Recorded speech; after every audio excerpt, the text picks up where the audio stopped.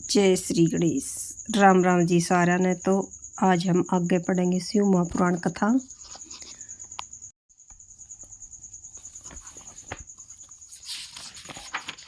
तो यहाँ तक पढ़ ली थी हमने इस अध्याय तक। तो आगे है ये श्री पुराण पुरुषोत्तमाय नमः, श्री गणेशाय नमः, श्री शिव महापुराण विद्वेश्वर संहिता। प्रयाग में सूत जी से मुनियों का तुरंत पापनाश करने वाले साधन के विषय में प्रश्न। प्रयाग में सूत जी से मुनियों का तुरंत पापनाश करने वाले साधन के विषय में प्रश्न। तो यहाँ है ये संस्कृत में श्लोक इसका।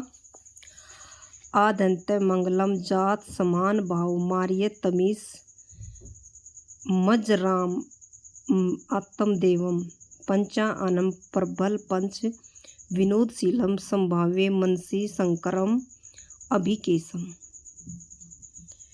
जो आदि और अंत में तथा मध्य में नित्य मंगलमय है, जिनकी समानता अथवा तुलना कहीं भी नहीं है, जो आत्मा के स्वरूप को प्रकाशित करने वाला देवता परमात्मा है, जिनके 5 मुख हैं और जो खेल ही खेल में अनायास जगत की रचना, पालन और संहार तथा अनुग्रह एवं तिरुभाव रूप 5 प्रबल कर्म करते रहते हैं, उन सर्वश्रेष्ठ अजर अमर ईश्वर अंबिकापति भगवान शंकर का मन ही मन में चिंतन करता हूँ।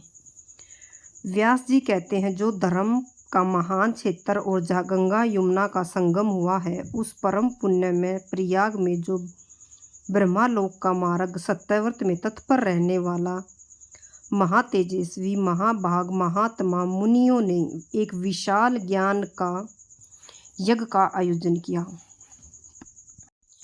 उस ज्ञान यज्ञ का समाचार सुनकर पौराणिक शिरोमणि व्यास शिष्य मुनि जी सूत जी वहाँ मुनियों का दर्शन करने के लिए आए। सूत जी को आते देख वे मुनि उस समय हर्ष से खिल उठे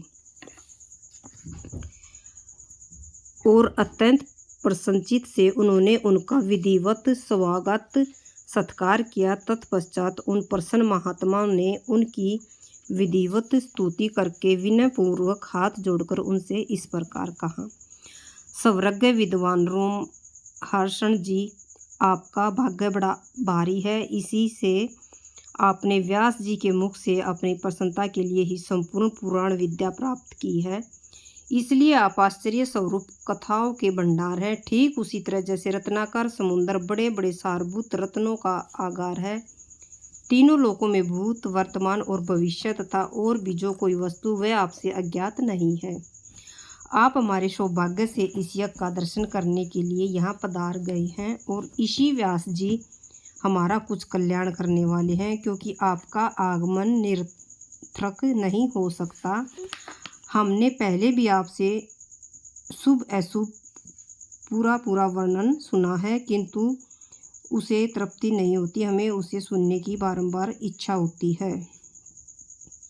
उत्तम बुद्धि वाले सूत जी, इस समय हमें एक ही बात सुननी है। यदि आपका अनुग्रह हो तो गोपनीय होने पर भी आप उस विषय का वर्णन करें। घोर कलयुग आने पर मनुष्य पुण्य कर्म से दूर होंगे। घोर कलयुग आने पर मनुष्य पुण्य कर्म से दूर रहेंगे, दुराचार में फंस जाएंगे और सब के सब सत्य भाषण से मुंह फेर लेंगे, दूसरों की निंदा में तत्पर रहेंगे, पराये धन को हड़प लेने की इच्छा करेंगे, उनका मन पराई स्त्रियों में आसक्त होगा और वे दूसरे प्राणियों की हिंसा करेंगे, अपने शरीर को ही आत्मा समझेंगे। ये यहाँ पर मतलब जो कलयुग में फिलहाल होने लग रहा है उससे की बताने लग रहे हैं कि कलयुग में कैसे कैसे होना है।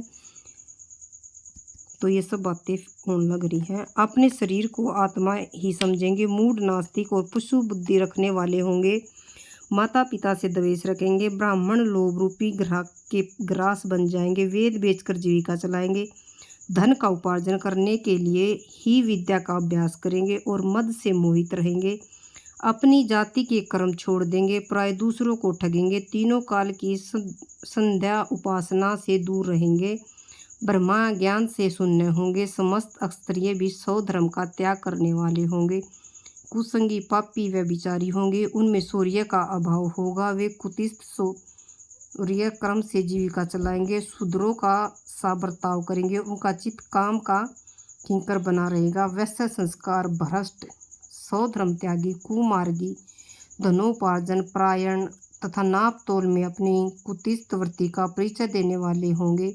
इसी तरह शूद्र ब्राह्मणों के आचार में तत्पर होंगे। उनकी आकृति उज्ज्वल होगी, अर्थात वे अपना कर्म धर्म छोड़कर उज्ज्वल वेशभूषा से विभूषित हो व्यर्थ घूमेंगे। वे संभवतः ही अपने धर्म का त्याग करने वाले होंगे। उनके विचार धर्म के प्रतिकूल होंगे। वे कुटिल द्विज निंदक होंगे। यदि धनी हुए तो कुकर्म में लग जाएंगे।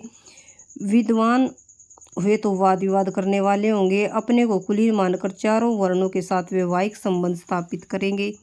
समस्त वर्णों को अपने संपर्क से भ्रष्ट करेंगे। वे लोग अपनी अधिकार सीमा से बाहर जाकर दिवोचित सत्कर्मों का अनुष्ठान करने वाले होंगे। कलयुग की स्त्रियां प्राय सदाचार से भ्रष्ट होंगी। पति का अपमान करने वाली होंगी। सास ससुर से द्रोह करेंगी। किसी से भय नहीं मानेंगी। मलिन भोजन करेंगी। कुत्सित हाव भाव में तत्पर होंगी। उनका शील स्वभाव बहुत बुरा होगा। वे अपने पति की सेवा से सदा ही विमुख रहेंगी। सूत जी, इस तरह उनकी बुद्धि नष्ट हो गई है जिन्होंने अपने धर्म का त्याग कर दिया। ऐसे लोगों का इहलोक और परलोक में उत्तम गति कैसे प्राप्त होती है, इस चिंता से हमारा मन सदा व्याकुल रहता है। परोपकार के समान दूसरा कोई धर्म नहीं है। अतः जिस छोटे से उपाय से इन सब के पापों का तत्काल नाश हो जाए, उस समय कृपा पूर्वक बतलाइए, क्योंकि आप समस्त सिद्धांतों के ज्ञाता हैं। व्यास जी कहते हैं, उन भावित आत्मा मुनियों की यह बात सुनकर सूत जी मन ही मन भगवान शंकर का स्मरण करने लगे और उनसे इस प्रकार